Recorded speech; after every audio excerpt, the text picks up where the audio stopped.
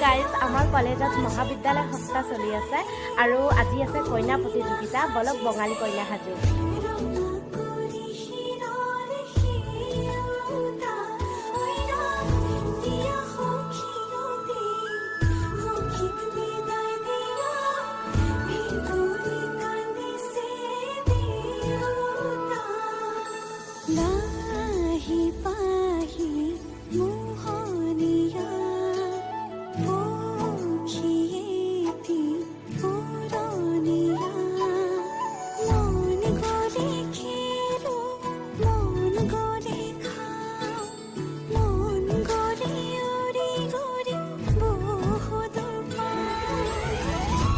जी